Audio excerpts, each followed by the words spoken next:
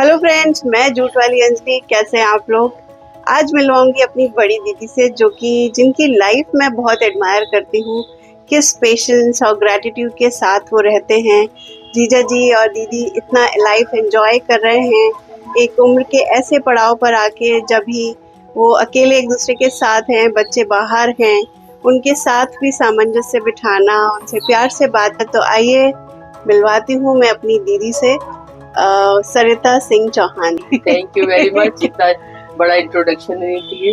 तो दीदी, जैसा मैंने बताया कि मुझे आपकी लाइफ बहुत पसंद है। अगर कभी जीवन ने मौका दिया, भगवान ने मौका दिया, तो हम आपके साथ आपकी तरह जीना चाहेंगे। कितने शांत तरीके से, कोई ज्यादा ख्वाहिश नहीं और चीजें बैलेंस्ड हैं। आप और जीजा जी रिटायरमेंट के बाद एक अच्छा लाइफ स्पेंड कर रहे हैं। इस उम्र में आने के बाद यही सीखा है कि बहुत कुछ ज्यादा कुछ चाहिए नहीं, क्योंकि जो हमारी एक सेटिस्फेक्शन होना चाहिए लाइफ में। बहुत ज्यादा हमारी जरूरतें नहीं है, बहुत सारी लाइफ जी ली है, अब एंजॉय कर लिया है, फुल लाइफ जी ली है। अब सुकून से जीने का मन है, बच्चों के साथ रहने का मन है, बच्चों के साथ उनके अपने जो ग्रैंड चिल्ड्रन हैं उनके साथ रहने का, एंजॉय करने का टाइम है। बस यही लगता है कि बस ये जिंदगी जीऊं और हम जितना भी घूम सकते हैं, मंदिरों में जाके भगवान से पूजा पाठ करके अपनी लाइफ को सुकून से। और जितने अच्छे शब्द मैं आपसे सुन पाती हूँ आशीर्वाद के तौर पे, मैंने आज तक कभी किसी से नहीं सुना।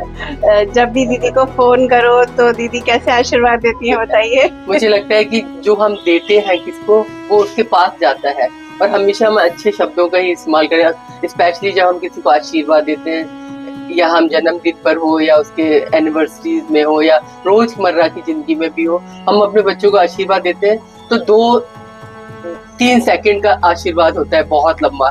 पहले हमारे बच्चे कहते थे, मम्मी इतना लंबा क्यों आप बोलते हो, तो अब उनको लगने लगा आप जरा बोल के दिखाइए ना। आप खुश रहो, सुखी रहो बेटा, हमेशा जिंदगी में तरक्की करो, उन्नति पाओ, सफलता मिले आपको, जीवन में सारी मनोकामना आपकी पूर्ण हो, स्वस्थ रहें आप, हमेशा प्रसन्न रहें। और हमेशा बोलते थे। उसके बाद हमेशा बोलो, जब हम जिस दिन बोलना, अगर हम टाइम शॉर्ट होता है नहीं बोल पाते, तो बोलते मम्मी आज आशीर्वाद नहीं दिया आपने। उनको हमारी इतनी आशीर्वाद, फिर उसके बाद जरूर थैंक्स बोलते हैं, खुश होते हैं। पहले मेरी बहू थी, वो आई थी नई, तो उसको भी लगता होगा कि कितना सारा बोलते हैं, लेकिन अब वो भी हमारे उसमें आ गई कि हाँ ये आशीर्वाद है, हमें जो मिलता है बड़ों से, तो जो हम देते हैं वही उनको बच्चों को भी मिलता है। तो आशा है दोस्तों कि आप समझ पा रहे हो कि मैं क्या सुनवाना आप लोगों को चाह रही हूँ। शायद हमारी लाइफ में इन चीज़ों की कहीं ना कहीं कमी होती जा रही है। हम लोगों को अप्रिशिएट नहीं करते, हम लोगों से बात नहीं करते, हम उनकी नहीं सुनते, अपनी सुनाते हैं। तो कहीं ना कहीं वो चीज़ें बहुत इम्पोर्टेंट होती हैं जो है। दीदी, आपके हिसाब से एक आइडियल फैमिली एटमॉस्फेयर कैसा होना चाहिए जहाँ हर जनरेशन के लोग खुश रहें? सबसे बड़ी ट्रांसपेरेंसी होनी चाहिए। हम रिश्तों में ट्रांसपेरेंसी रखते हैं, चाहे वो हमारी बेटा हो, बहू हो, बेटा हो, या मैं अपनी फैमिली से रिलेट करती हूँ, क्योंकि मैंने अपने बच्चों को ऐसे ही परवरिश दी है कि कहीं भी कुछ भी वो कुछ करते हैं तो हमेशा मुझे हर चीज शेयर करते हैं, छोटे से लेकर आज तक। और हमारे बीच में जो हमारे मेंबर, जो हम जिनको लेके आए अपने घर में, मेरी बहू, मेरे दामाद, उनके साथ भी यही सेम रिलेशन है। वो हम हर बात शेयर करना, और इवन इतनी ट्रांसपेरेंसी हो गई है कि हम कुछ भी छुपाते नहीं। जो भी पार्टी भी कर रहे हैं, जो भी कुछ खा पी रहे हैं, हर चीज अपने को शेयर करना।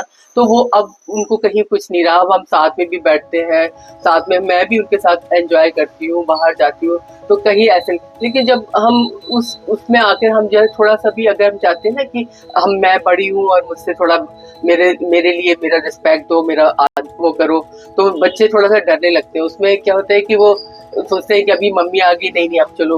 और वो जब जितने दिन मैं उनके साथ रहती हूँ, वो प्यार से रहती हूँ, अदरवाइज उनको लगता है कि कब ये जाए और उसके बाद हम एंजॉय करें, वो वाली फीलिंग उनको नहीं आती। इसलिए यही सबसे बड़ी अच्छी बात है। दूसरा, बच्चों की तरह हम अपने खुद को भी बहुत चेंज किया है। बच्चों के तरह बच्चे की तरह ही रहते हैं, इस तरह के नहीं कोई हमें कि वो हमें कुछ खाने को, मैं बड़ी हूँ तो मुझे लेके आए खाने ने। मैं अपने हक के साथ में, वो भी मेरा घर है, मेरा परिवार है, हम मिलके जुल के रहते हैं, कभी भी ऐसा लगा ही नहीं। तो मेरे ख्याल से एक्सपेक्टेशंस की भी यहाँ पर बात आ रही है कि हम कम से कम एक्सपेक्ट कर रहे हैं दूसरे से, तो ज्यादा से ज्यादा मिल रहा है। बहुत जरूरी है, लेस एक्सपेक्टेशन और हम ज्यादा खुश रह सकते हैं। और उनके साथ खुद को बहुत बदलना जरूरी होता है, अदरवाइज कभी भी खुश नहीं रह सकते हैं। और आज मैं टच वुड, भगवान का आशीर्वाद है, मैं बहुत खुश हूँ अपने बच्चों के साथ, अपनी बहू के साथ। मैं उसको और ऐसे फ्रेंड है वो हम सब। और तो दीदी कभी, क्योंकि हम भी इंसान हैं, आप भी इंसान हैं, कभी तो कुछ ना कुछ मन में होता होगा, तो कैसे वो मिसअंडरस्टैंडिंग को आप अपने पीस फॉर्मूला से बदलती हो? मिसअंडरस्टैंडिंग होता है कि बेस्ट होता है क्लियर कर लेना। उस वक्त जरूर लगता है कि हम कैसे बोलेंगे या किस तरह से बता सकते हैं, तो इस तरह से ही लगता है। मैं आज भी हर तरह से घर में भी यही होता है कि कुछ भी प्रॉब्लम होती है तो जाके बात कर लेना बेस्ट होता है। कभी कोई हम मन में रखे रहते हैं वो ऐसा है, वो इस तरह से सोचता है, या हमें तकलीफ होती है। आज मैंने घर में यही है, बच्चों को भी कभी कुछ पढ़ाते हैं, बात कर लेते हैं मम्मी के साथ, हम लोगों के साथ, पेरेंट्स के साथ। तो कभी भी कुछ भगवान की कृपा से कोई भी मिसअंडरस्टैंडिंग नहीं हुई है। और इसी तरह मैं चाहती हूँ हमारे रिश्ते बच्चों के साथ और सब परिवार के साथ अच्छे से रहें। मैं कोशिश ये करती हूँ सबको जोड़ के रखूँ। एटलीस्ट बड़ी हूँ तो ये बड़े होने का रोल मैं हमेशा अपने घर में भी निभाती हूँ, अपनी पूरी फैमिली के साथ। दीदी फैमिली तो बांध के चली रही है, लेकिन दीदी और जीजा जी का रिश्ता भी बहुत ज़्यादा अच्छा है, और एक आइडियल कपल जो हो सकता है वैसा मुझे फील होता है। कितना आपसी ट्रस्ट है, विश्वास है, हर दूसरे की बात का सम्मान है, जो कि कभी ना कभी शायद हम लोग लैक कर जाते हैं। तो दीदी कैसे इतनी शांति से आप दोनों रह लेते हो? क्योंकि मैंने आपको कभी लड़ते झगड़ते नहीं देखा अभी, बचपन से लेके आज तक। आपके बारे में ही बात हो रही थी और आप आ गए। नहीं, आप खड़े रहिए, आप इधर रहिए। ये है मेरे जीजा जी, और इन्हीं की तारीफ हो रही थी अभी। तो हमारे बीच में बहुत अच्छी अंडरस्टैंडिंग है, शुरू से रही है एक दूसरे को समझने की। और दूसरा ये है कि बहुत कुछ कहना नहीं पड़ता है कभी। अब इस वाली पड़ाव पे आ गए तो वो मुझे समझ सकते हैं पूरी बातें, और हमको कभी भी ये इस तरह की लड़ाइयाँ या कभी भी मन मुटाव नहीं हुआ। और आज कभी इतना भी हुआ है कि हम दोनों के बीच में लड़ाई हुई, लेकिन कभी कोई समझ नहीं पाया। हमने उसको